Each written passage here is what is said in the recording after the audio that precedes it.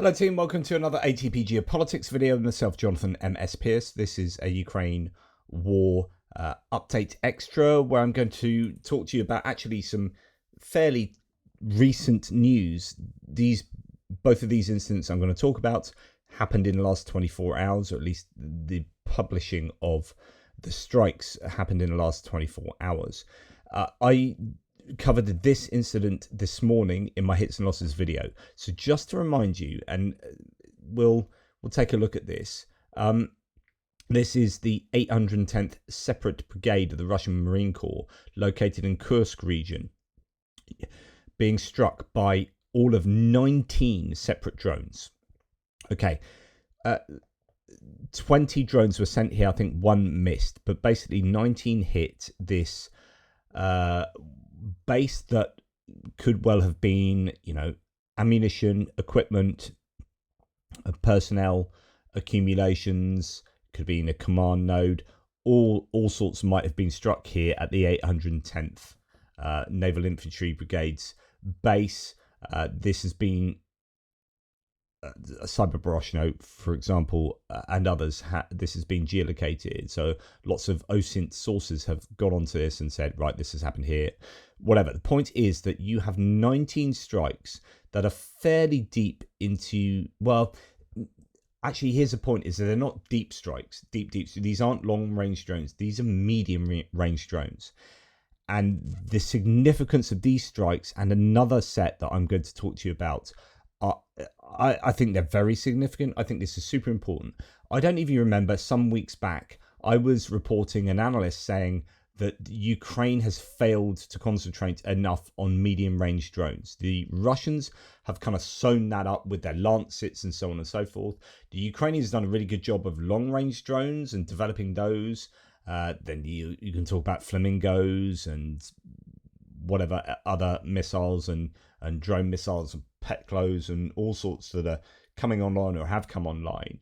And they're obviously very good at short-range drones. Your drones that go up to sort of 40 kilometers, but that 40 kilometers to 100 kilometers is an area that they have been a little bit behind on. You're starting to see Ram 2X drones.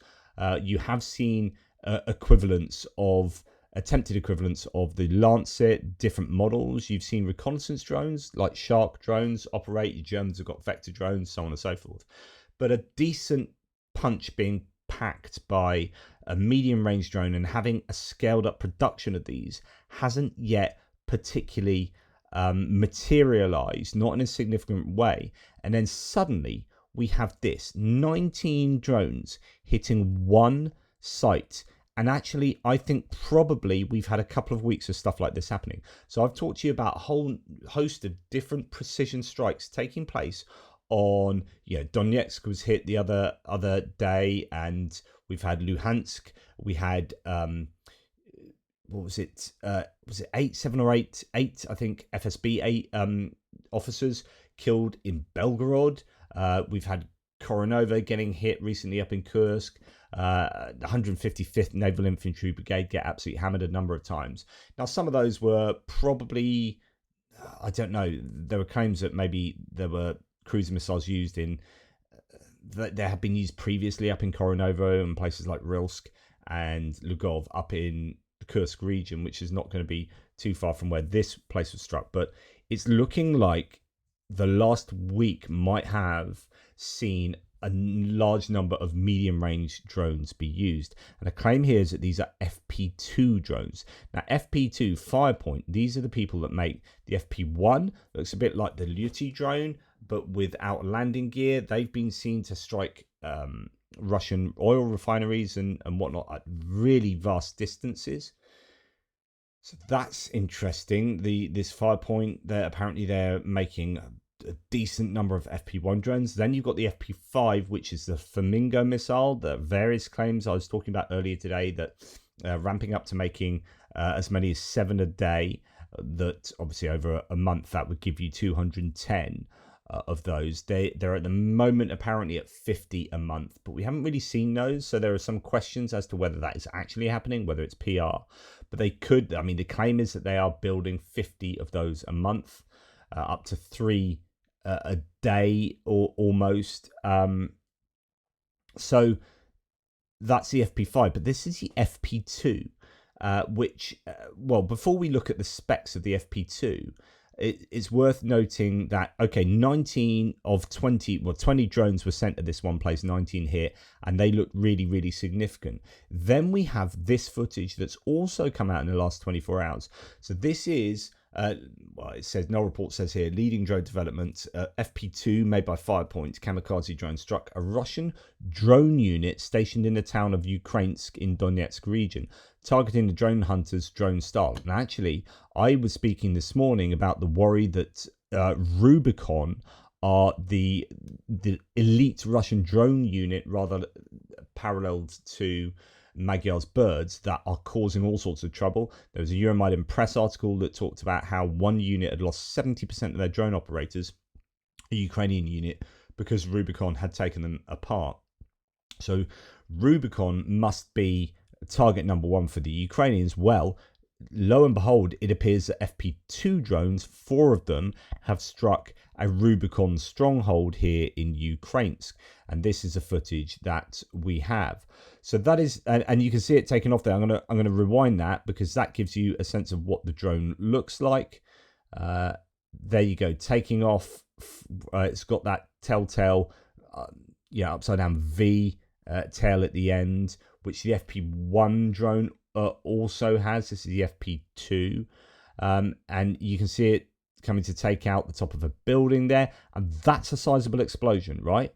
So that isn't your, I think that's bigger than a Lancet drone. Okay, so this is your Lancet kind of range, but it looks like it's packing a much bigger punch. Look at that explosion.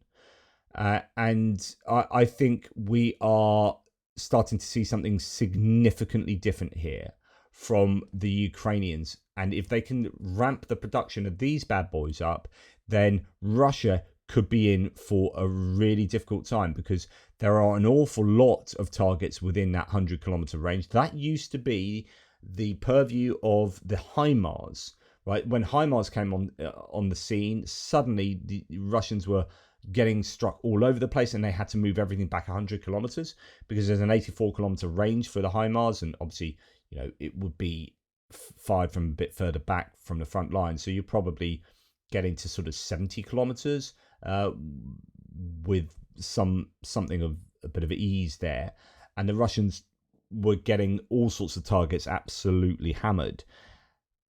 But since then, HIMARS, whether there's been an attrition of launchers, whether they have run much lower, we know that the PURL initiative for the Americans selling weapons to Ukraine, funded by Europeans, we know they're receiving Patriot and HIMARS missiles. But these are going to be cheaper. Almost certainly these FP-2 drones are going to be cheaper. And if they're doing that much damage, then anything, if they're making them at scale, then anything in the 100-kilometer range is fair game at the moment. Now, the claim here is the 3 FP-2s inflict damage on the location of Russian Rubicon unit in Ukrainsk, distance from the front line being 20 kilometers there. So you may be talking about fired from 30, 40, but actually you could be firing them 50 kilometers behind that front line to keep you pretty safe, because these are fairly large drones. You're not going to be too easily bringing them super close to front line like you would with an FPV drone. So leading drone development. Oh yeah, we've already said that. So that is really important for 2 reasons. 1, Rubicon appears to be targeted, and 2, it's the FP-2 drone, which is a medium range drone being used effectively. So someone says here, Special Kherson Cat says actually 4 of them sent. Max 25 said 3, but 4 new Ukrainian FP-2 drones strike the location of the Russian Rubicon drone unit, drone operators unit 20k from the front line. FP-2 was designed to strike frontline targets with a 100 kilogram warhead. 100 kilogram. So the Lancet warhead is considerably lower than that. 100 is a big old bit of warhead. If you think that, is it the Iskander has a 400 kilogram warhead, and that's a massive ballistic missile. So this is a significant explosion, significant bit of firepower that the Ukrainians can utilize here. FP-2 follows the design of the FP-1 long-range drone, so it's that upside down V-shaped tail that we see on the FP-1 as well, which is used to strike targets in the Russian rear. So that's your long range. The FP-2 is much shorter range. However, its range has been reduced from 1,400 kilometers to 200 kilometers. So that's even more important, because a Lancet drone ain't going to be going 200 kilometers, at least not the original form of them. I might have to compare. Let's go and look at the comparison. So wow, look at this. So this is a $20,000 drone, fairly cheap. Cruises at 110 kilometers an hour, although it has a dive speed that's higher. But here's the key: 40 kilometer range, 12 kilogram takeoff weight, which means that the warhead is going to be considerably smaller than that. So what in combat mode, it can be armed either with a high explosive, fragmentation or shape charge warheads, optical electronic guidance. So yeah, I don't know what the actual warhead size of that, but if the entire maximum takeoff weight is 12 kilograms, and for your, so that's the whole thing weighs 12 kilograms, and here the FP-2 has a warhead of 105 kilograms, then this is serious, right? So you've got a medium range, 200 kilometer, not 40 kilometer, 200 kilometer range, big old warhead. Clearly it's being made at a scaled up production, hitting really important targets in that range. Absolutely brilliant. Honestly, this could be super important. That's why I'm doing a whole video on this. Day and night operations, strikes ground targets, can be disguised as a regular truck, stationary platform, or a mobile truck based launch. So you can, if you can drive just a white truck around that looks like any other truck, then you can maybe transport these things more easily. Now, so that's that. So it's the FP-2 and maybe other similar sorts of drones, but we are starting to see a change of activity, I think, from the Ukrainians here that could really hurt the Russians. And then add to that, just this is a random bit of news today, the American company Shield AI, in cooperation with the Ukrainian Iron Belly, created the long-range strike drone, the D4, according to Militiani. The drone is capable of delivering strikes at a distance of up to 100 kilometers with a 3 kilogram warhead. So this is a considerably lighter drone, not as significant as a 105 kilogram bad boy in the FP-2. But again, if they're starting to get these capabilities, this will be more for taking out, I would have thought, like a vehicle, like an armored vehicle, or a multiple launch rocket system, or some artillery or whatnot, anything up to 100 kilometers. Drone relies on optical navigation, and after launch can reach the target completely autonomously and hit it. The drone is currently undergoing field tests, so it's not there yet. Production volumes range from 500 to 1,000 units per month, and the companies are scaling up to produce 1,000 per month on a stable basis. So you put that together, I don't know, maybe it's going to be several months before that might start getting to the front, if it does at all. But you know, in a best case scenario, say you're getting 1,000 of those getting sent up with AI autonomous capabilities, and the FP-2 scaled up and smacking down on command nodes and bases and troop accumulations. The Russians are in for a tough time. I've said that the Ukrainians need to be using an equivalent to Shahed to use on the front lines. Well, they found it. The FP-2 is there and it is being used, and we have seen visual evidence of this, and the explosions are big. That ain't, that is probably 25 times bigger explosion than a Lancet. We have seen Lancets hit, I've shown you videos of Lancets hitting towed artillery, and it bounces off and you barely see an explosion, like a little puff, and you're thinking, well, I wonder what the damage was there. And sometimes there is no damage because they're quite difficult to maneuver and so on and so forth. That's a whole different kettle of fish there.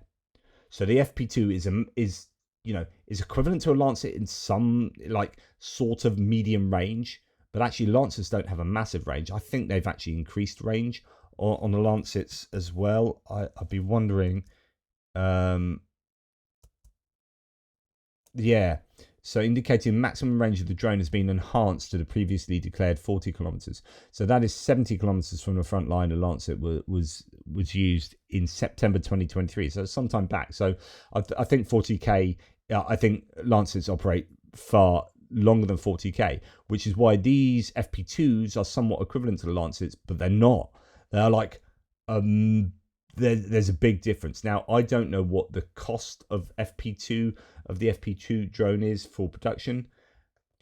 So I don't know what the cost is. It's not, I don't think, being revealed. But those stats from the FP2 and that picture we saw earlier was actually from quite a long time ago. We have, that's a 4th of September 2025. 9th of April, FP2, what was known about it. So it's been possibly talked about for some months, but now it may have been perfected and scaled up, and be interested to see what the cost difference is between that and a Lancet. But it's almost a different type of drone entirely because of the size of the warhead. But this is exciting times for the Ukrainian drone crews if they can start wreaking havoc on the Russian rear, anywhere between sort of, I guess if they're firing them a little bit behind the front lines, anywhere up to maybe 175 kilometers behind the contact line. That's like HIMARS plus. That's like double the range of HIMARS. Honestly, this could be pretty big. So that's why I've done a whole separate video on it, and it'll be interesting. We're going to see more videos like that. 2 of them released on the same 24-hour time period. And we've heard that all these other precision strikes are taking place. And I've pointed out to you that there's been this pattern of precision strikes that is worthy of note. And it makes sense if that is on the back of the FP2 drone being scaled up in production and used. Let me know what you think. Take care. Speak soon.